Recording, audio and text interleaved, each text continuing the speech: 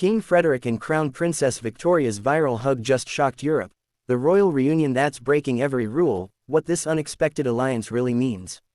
Welcome to B News. What happens when two royal families who've been quietly competing for centuries suddenly become best friends, and nobody saw it coming? On January 12, 2025, the 25th anniversary celebration of the Øresund Bridge, the engineering marvel connecting Denmark and Sweden, became the setting for one of the most unexpected and heartwarming royal moments in recent European history. King Frederik X and Queen Mary of Denmark joined Crown Princess Victoria and Prince Daniel of Sweden for a joint celebration that was supposed to be a routine diplomatic event marking an infrastructure milestone. Instead, what unfolded was a display of genuine warmth, affection, and chemistry between the Danish and Swedish royals that has sent shockwaves through European royal circles and ignited intense speculation about what's really happening behind palace walls. Photos and videos of Frederik and Victoria embracing warmly, of Mary and Daniel laughing together like old friends, and of all four royals interacting with an ease and intimacy rarely seen in formal royal contexts went viral within hours. But here's what the mainstream media isn't telling you: this wasn't just a friendly meeting between neighboring monarchies. This is the visible manifestation of a strategic alliance being forged between Denmark and Sweden at the highest levels, a reimagining of Scandinavian royal cooperation that has other European monarchies nervous, and potentially a game-changing shift in how Nordic countries position themselves in an increasingly unstable Europe. The question isn't whether Frederik and Victoria like each other, it's what they're planning together, and why it has Brussels, London, and even Washington paying very close attention. Before we expose the real story behind this viral royal reunion and reveal the shocking conversations happening in palace corridors about what this Danish-Swedish alliance actually means for the future of Europe, you absolutely must smash that subscribe button and turn on all notifications, because this story has layers that will continue unfolding for months. And here's what we need from you immediately. Drop a comment telling us whether you think closer cooperation between European monarchies is a good thing that brings stability, or whether it's concerning that unelected royal families are forming alliances and making decisions that affect millions of people. Should royals stick to ceremonial duties only, or can they play legitimate roles in fostering international cooperation? Let us know where you stand, because this debate goes to the heart of what monarchy means in the 21st century. Now let's uncover the truth about this celebration that was so much more than just marking a bridge's birthday.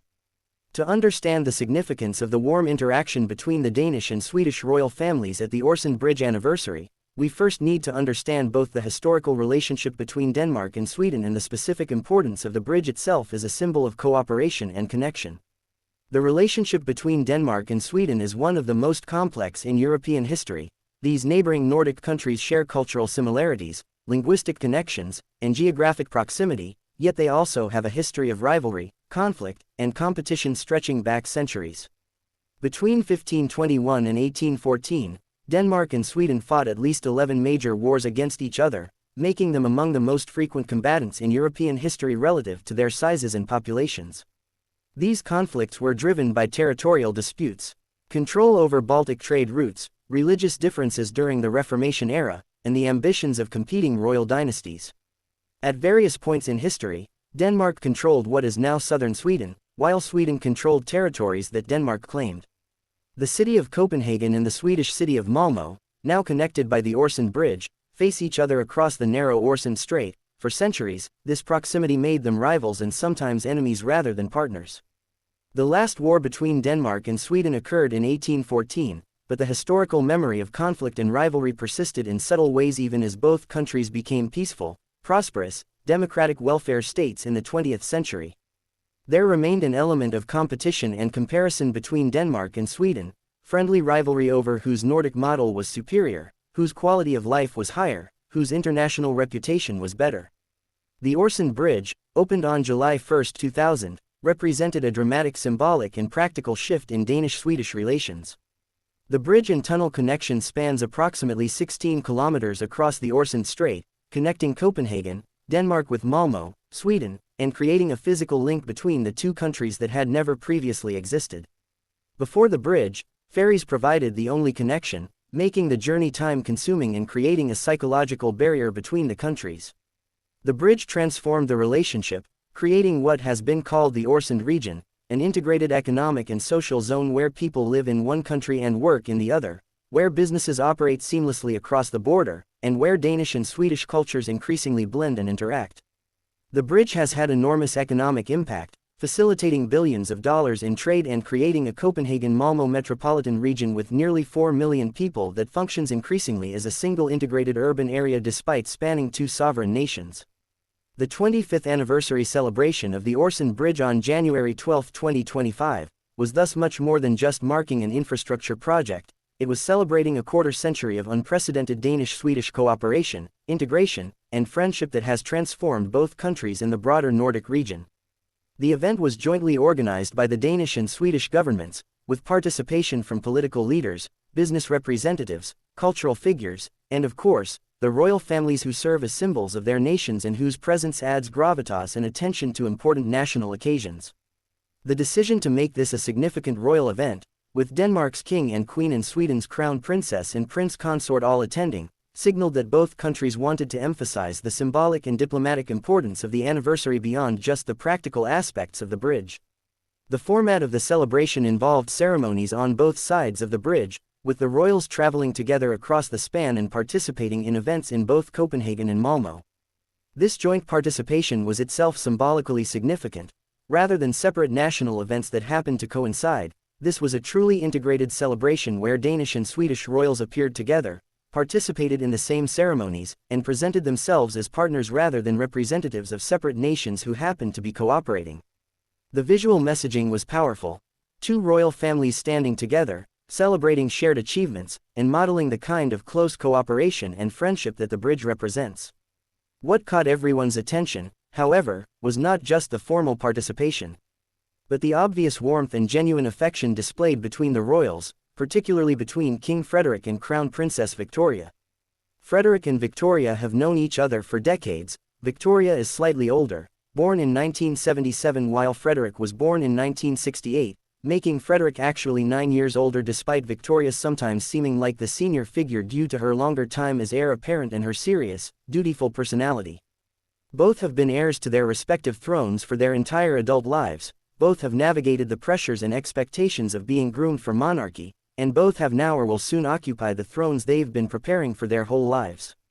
This shared experience creates a bond and understanding that few other people can fully relate to. The viral moment that captured global attention came when Frederik and Victoria greeted each other at the beginning of the ceremony. Rather than the formal, restrained greeting typical of royal encounters, a handshake, perhaps a polite air kiss on both cheeks, Frederik and Victoria embraced warmly, with genuine smiles and body language suggesting real affection and friendship rather than mere diplomatic politeness. The hug lasted several seconds, longer than protocol would typically dictate, and both appeared genuinely happy to see each other. Photographers captured the moment from multiple angles, and the images quickly spread across social media with captions expressing surprise and delight at this display of royal warmth. Videos showing their continued interaction throughout the event, walking together, talking animatedly, sharing private jokes, and appearing completely comfortable in each other's company, reinforced the impression of genuine friendship rather than scripted diplomatic courtesy. Queen Mary and Prince Daniel similarly displayed warm, friendly chemistry throughout the event. Mary and Daniel have known each other since Daniel married Victoria in 2010, and they share the experience of entering Scandinavian royal families as outsiders from non-royal backgrounds, Mary from Australia, Daniel from Sweden itself but as a commoner gym owner rather than aristocrat. This shared experience of adaptation to royal life creates common ground and understanding.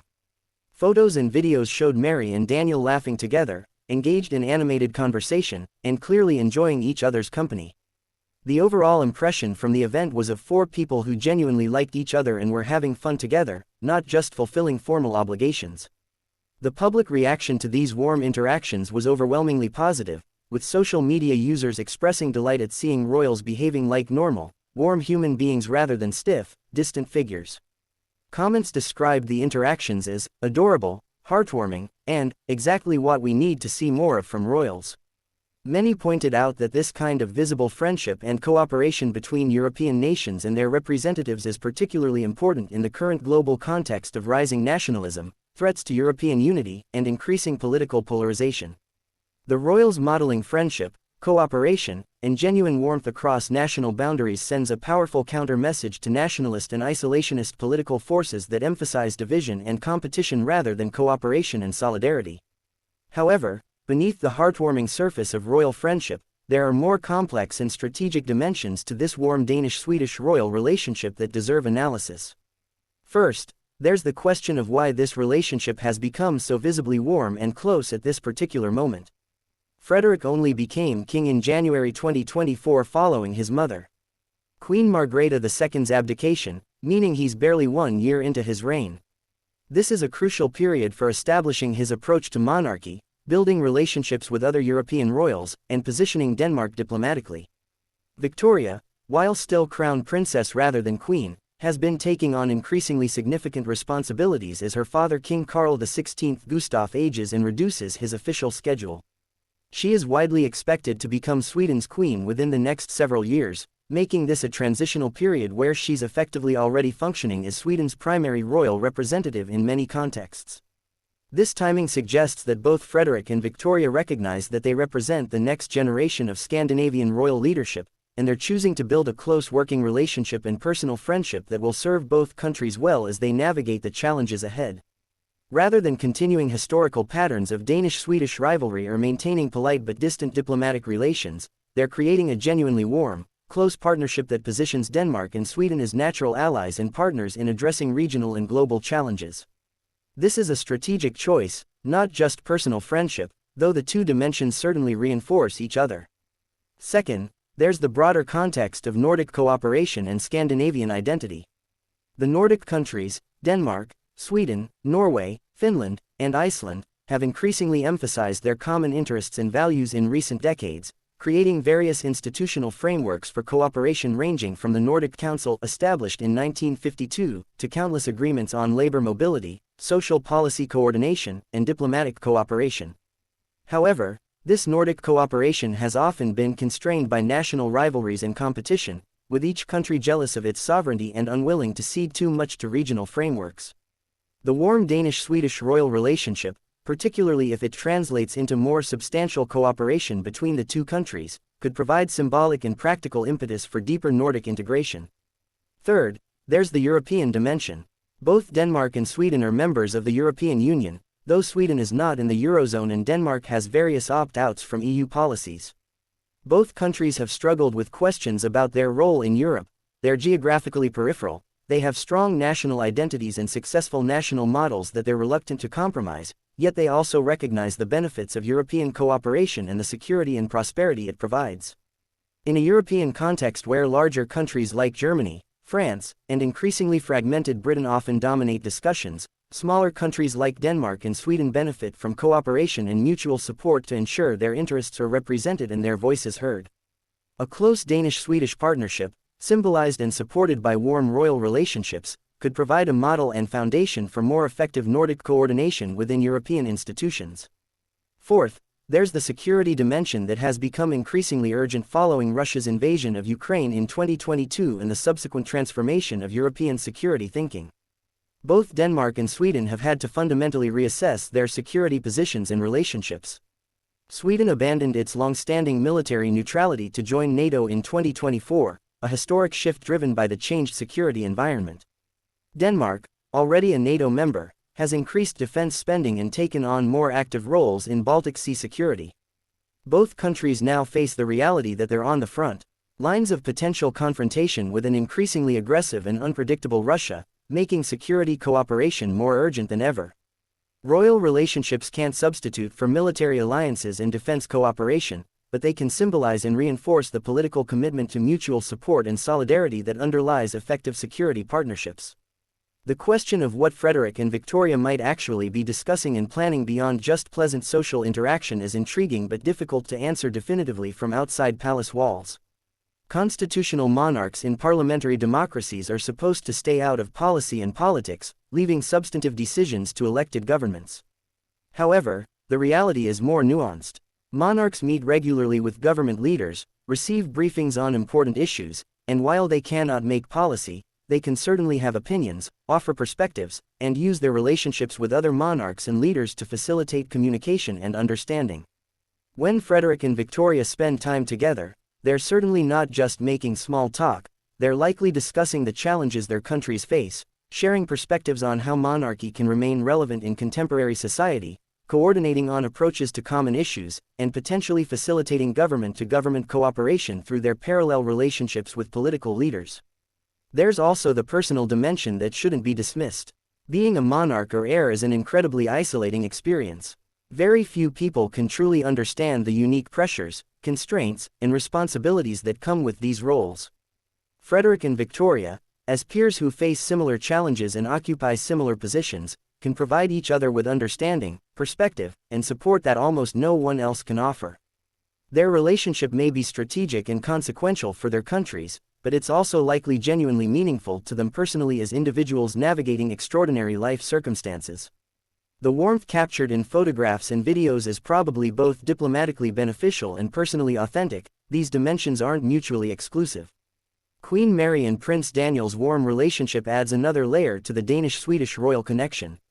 Both entered royal life from outside, both had to learn new languages and adapt to completely different life circumstances, and both have had to manage the challenge of supporting their royal spouses while also maintaining their own identities and initiatives. Mary has been in royal life longer. She married Frederik in 2004, while Daniel married Victoria in 2010, giving her more experience and possibly making her something of a mentor figure for Daniel, though he might resist that characterization. Their shared experience of being the commoner spouse of the heir creates automatic common ground and understanding.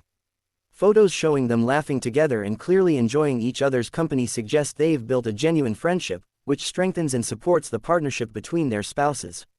The children of these royal families represent another dimension worth considering. Frederik and Mary have 4 children: Crown Prince Christian 19, Princess Isabella 17, and twins Prince Vincent and Princess Josephine 13. Victoria and Daniel have 2 children, Princess Estelle 12 and Prince Oscar 8. These children are growing up as the next generation of Scandinavian royals, and the relationships they develop with each other could shape Danish-Swedish relations for decades to come. Crown Prince Christian and Princess Estelle, as future monarchs of their respective countries, will likely interact regularly throughout their lives. If they develop friendly relationships now, facilitated by their parents' warm connection, it creates foundations for continued close Danish-Swedish cooperation extending into the second half of the 21st century. The symbolic significance of the Øresund Bridge as the location for this warm royal encounter is worth emphasizing. The bridge isn't just infrastructure, it's a powerful symbol of connection, cooperation, and the overcoming of historical divisions. Celebrating 25 years of the bridge means celebrating a quarter-century of Danish and Swedish citizens living increasingly integrated lives, of businesses operating seamlessly across the border, of cultural exchange and personal relationships that transcend national boundaries. Having the royal families participate so warmly and visibly in this celebration reinforces the message that national boundaries don't have to divide people, that cooperation creates prosperity and opportunity, and that shared